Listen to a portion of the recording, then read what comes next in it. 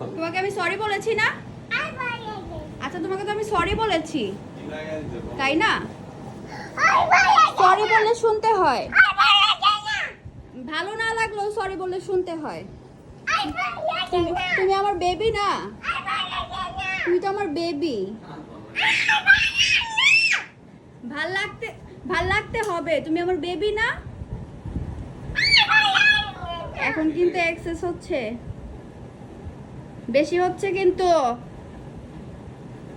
হাসো, তোমাকে সরি বলেছি, আমি তোমাকে সরি বলেছি। সরি।